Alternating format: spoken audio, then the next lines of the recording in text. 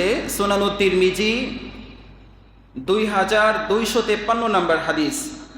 হাদিসের বর্ণনাকারী ফাতেমা বিনতে কায়েস রাদিয়াল্লাহু তাআলা আনহু। ফাতেমা বিনতে কায়েস তিনি বলেন, একদা নবীজি সাল্লাল্লাহু আলাইহি ওয়াসাল্লাম আমাদের সকলকে একত্র করলেন, নামাজের উদ্দেশ্যে আমাদেরকে নিয়ে গেলেন। আমরা যখন নামাজ শেষ করলাম, নবীজি আমাদের সকলকে সামনের দিকে একত্রিত হতে বললেন, জমতে বললেন। নবীজি মেম্বারের উপরে উঠলেন।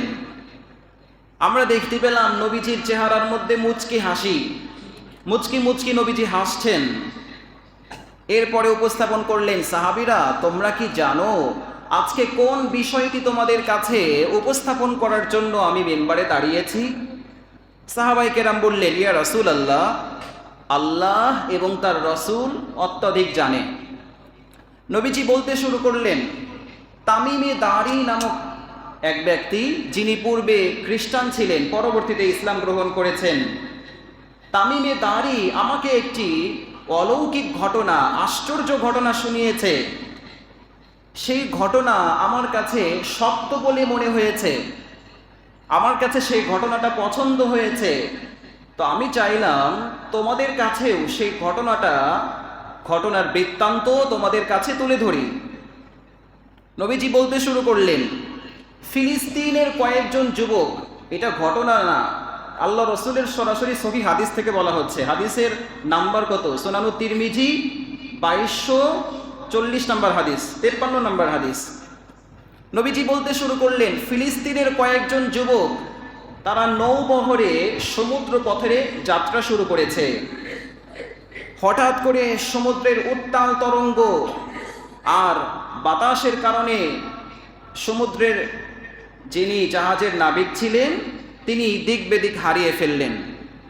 নৌকা চলতে চলতে এক পর্যায়ে ঢেউয়ের কারণে চলতে চলতে একটা অজানা দ্বীপে গিয়ে নৌকা নোঙর করলো, থেমে গেল।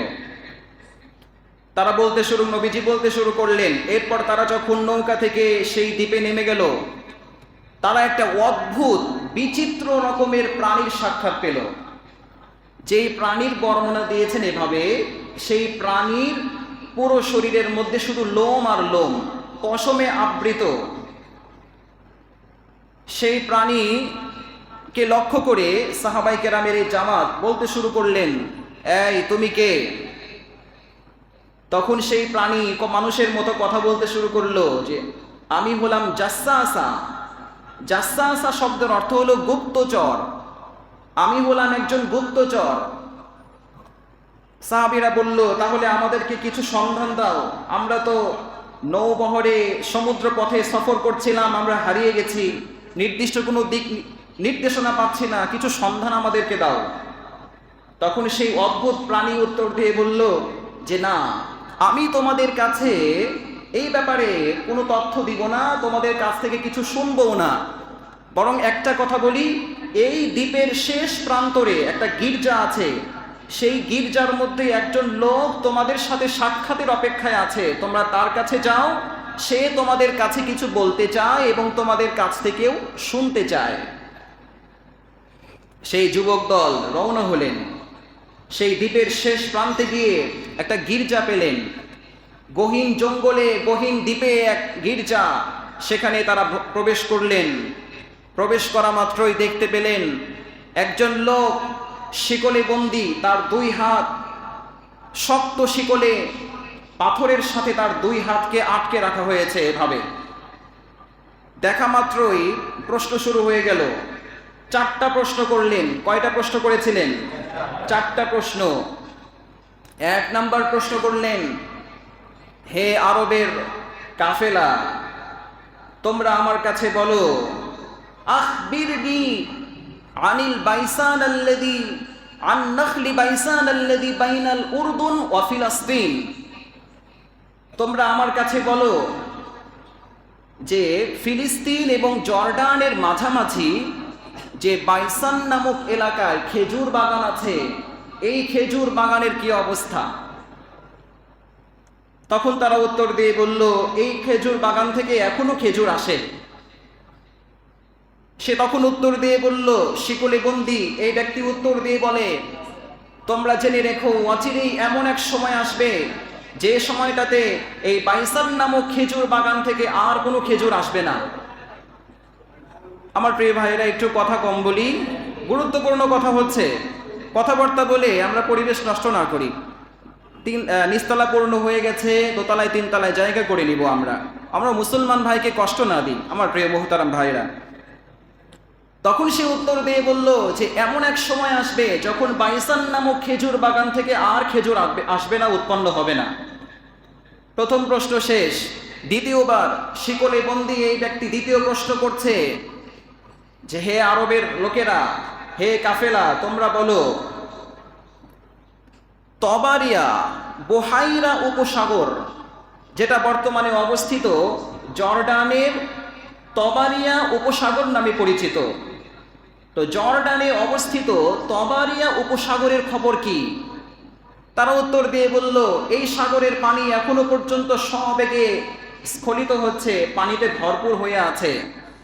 শিকলে বন্দী মানুষটা উত্তর দিয়ে বলল, তোমরা জেনে রেখো অচিরেই এমন এক সময় আসছে যখন তবারিয়া উপসাগরের পানি আর থাকবে না। তৃতীয় প্রশ্ন করল যে হে আরবের কাফেলার দল, তোমরা আমাকে সংবাদ দাও, আমার কাছে বলো সিরিয়ায় অবস্থিত জোগার নামক ঝর্ণার খবর কি? সেই ঝর্ণা থেকে এখনো কি পানি প্রবাহিত হয়? এখনো কি পানি সেখান থেকে সবেগে প্রবাহিত হচ্ছে? কাফেলার দল উত্তর দিল যে হ্যাঁ, সিরিয়ার সেই ঝর্ণা থেকে এখনো পর্যন্ত তা প্রবাহিত হচ্ছে। তখন উত্তর দিয়ে বলল শিকলে আবদ্ধ লোকটি যে না, অচিরেই এমন এক সময় আসবে যখন সিরিয়ার জোগার নামক ঝর্ণা থেকে আর পানি প্রবাহিত হবে না। চতুর্থ প্রশ্ন করলো, তোমরা আমাকে বলো আরবের সেই নবীর কথা যে নবী আরবে আগমন করেছেন তার অবস্থা সম্পর্কে আমাকে জানাও। কাফিরার লোকজন বলল, তার অবস্থা হলো সে মক্কা থেকে হিজরত করে মদিনায় চলে গেছেন এবং পরবর্তীতে মক্কাবাসী কুরাইশ কাফিরদের সঙ্গে তার যুদ্ধ হয়েছে। এই যুদ্ধে মক্কার কাফিররা পরাজয় বরণ করেছে। আরো প্রশ্ন করল যে কাইফান নাসু ইলাইহি, তোমরা আমাকে বলো আখবিরনি কাইফান নাসু ইলাইহি, লোকেরা তার দিকে কিভাবে ছুটছে, কিভাবে লোকেরা তার ধর্ম গ্রহণ করছে। সাহাবীরা বলেন, আমরা তখন বললাম কুলনা সিরাউন, লোকেরা তো খুব দ্রুত মুহাম্মাদের ধর্ম গ্রহণ করছে। বর্ণনাকারী বলেন, এই কথা পর্যন্ত শোনার সাথে সাথে ফানাজ্জা নাজওয়াতান হাত্তা কাদা, সেই শিকলে আবদ্ধ লোকটি এত জোরে একটা লাফ দিল, কেমন যেন মনে হচ্ছিল তার শিকল ভেঙে সে আমাদের কাছে ছুটে আসবে।